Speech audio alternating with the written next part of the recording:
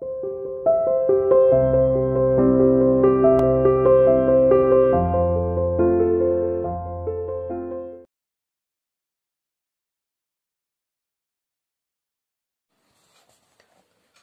बच्चों, let's begin with the episode number 10। तो देखिए हमने क्या कहा था। It's episode number 9 I think. Lie down, Sadao cried. Sadao ने कहा कि भाई लेट जाओ। Do you want to die, मरना चाहते हो क्या? अभी कल की कहानी में हम कहाँ तक पहुंच गए थे? थोड़ा सा इसको बड़ा कर लेते हैं। Yes yes yes, this one. Lie down, Sadao cried, do you want to die. कल की कहानी में यहां तक पहुंच गए थे कि 3 दिन के बाद सदाव जाता है उसके कमरे में उसको चेक करने। तो वो खड़ा होकर कुछ करने की कोशिश करता है, चलने की कोशिश करता है। तो सदाव बड़ा चिल्लाकर बोलते हैं, अरे लेट जा, मरेगा क्या? He force the man down gently, नीचे उसको जेंटली बड़े प्यार से उसने बिठाया, and strongly and examine the wound, और उसका जख्म अच्छे से चेक किया। और क्या बोले? You may kill yourself if you do this sort of thing, this sort of, इस तरह की, if you do such kind of things you will let yourself die. वो कहने लगा कि अगर ऐसे ही हरकतें करोगे तो तुम अपनी जान खुद ही ले लोगे। ही स्कॉल्डेड, और डांटते हुए सदाव ने उसको ये ऐसा बोला। What are you going to do with me? The boy muttered. अब उस लड़के ने थोड़ा सा पूछा उससे, बोलते हुए, बड़बड़ाते हुए, हल्के सी आवाज में, तुम मेरे साथ क्या करोगे? What are you going to do with me? He looked just now barely 17. बड़ी मुश्किल से वो 17 साल का ही लगता होगा। Are you going to hand me over? क्या तुम मुझे किसी के हवाले करोगे? For a moment, Sadav did not answer. थोड़ी देर तो सदाव ने कोई जवाब दिया नहीं। He finished his examination.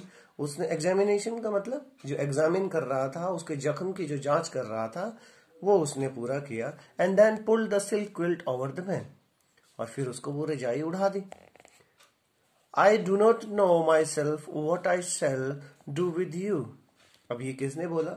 This is the statement by Sadav because he was not aware what to do with him. On the one hand, he wanted to be patriot for the nation. On the other hand, he wanted to fulfill his duty as a doctor. So he was so much puzzled. I do not know myself what I shall do with you, he said. I ought of course to give you to the police. हाँ हाँ बिल्कुल, मैं तुम्हें police के हवाले करूंगा। You are a prisoner of war. No? तुम आखिर एक prisoner of war ही हो ना, है ना? Do not tell me anything. मुझे कुछ बताने की कोशिश मत करो आप। He put up his hand as he saw the young man was about to speak. जैसे ही उसने सोचा कि वो यंग मैन बोलने वाला है, तो उसने अपना हाथ उस पर रख दिया। कुछ मत बोलो, मुझे कुछ मत बताओ। Do not even tell me your name unless I ask you. Very good. They looked at each other for a moment and then the young man closed his eyes and turned his face to the wall. अपनी आंखें बंद करता है और दरवाजे की तरफ अपना दीवार की तरफ अपना चेहरा घुमा लेता है। Okay, he whispered. उसने भी कह दिया, ठीक है सर, नहीं पूछेंगे ना कुछ बताएंगे। His mouth a bitter line. अर्थात कहने का मतलब है उसकी आवाज में कड़वाहट थी। किसकी आवाज में? Prisoner of war की आवाज में। Because now Sadav was not treating him so well in communication. He wanted to tell him his name. He wanted to ask him something, but Sadav was not ready to answer any of the queries given by him. Outside the door, Hana was waiting for Sadav. He saw at once that she was in trouble. तभी उसने देखा कि उसकी wife कुछ मुसीबत में लग रही है। Sadav, Yumi tells me the servants feel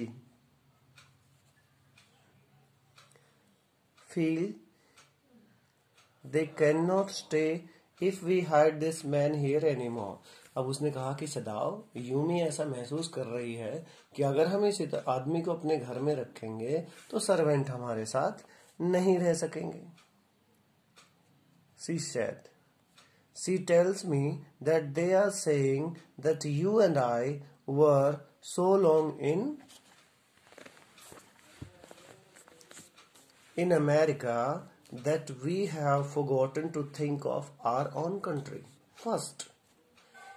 वो कहती है कि यूमी ये कह रही है, सर्वेंट्स ये कह रहे हैं कि क्योंकि हम ज्यादा दिन तक अमेरिका में रहे हैं, तुम और मैं, इसलिए हमने पहले जापान के बारे में सोचना छोड़ दिया है. They think we like Americans. वो ये सोचते हैं कि हमें अमेरिकन लोग अच्छे लगते हैं. But it is not true. सदाव said harshly.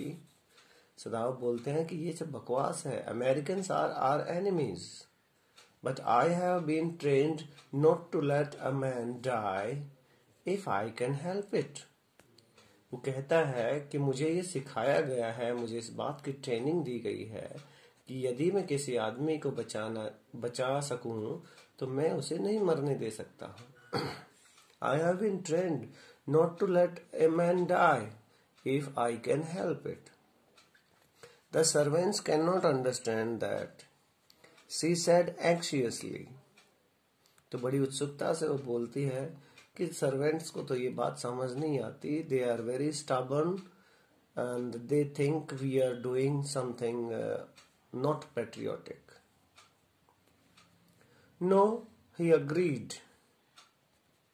वो भी ये बात मान लेता है. हाँ, उनको ये बात समझ नहीं आती. Neither seemed able to say more. उनमें से कोई भी कुछ और बोलने को तैयार नहीं लग रहा था.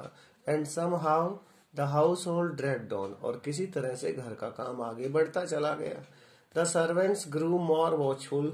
नौकर जो घर के थे वो बहुत ज्यादा इन पर निगरानी रखने लगे. Their courtesy का मतलब होता है भैया उनकी विनम्रता, उनका व्यवहार. Their courtesy was as careful as ever. उनका व्यवहार पहले की तरह, उनकी जो केयर थी वो पहले की तरह एज इट इज रही. But their eyes were called upon. Eyes were called का मतलब किसी से ईर्ष्या करना, नफरत करना, द्वेष भाव रखना. But their eyes were called upon the pair. Pair कौन है भाई? Sadao and Hana. To whom they were hired.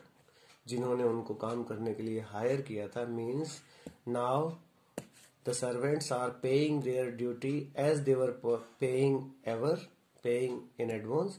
But now they are not happy with the activity done by Sadav and Hana. Means the pair has done and they are hired from them. That is why they are doing their duty well, but they are not happy with their this act. It is clear what our master ought to do.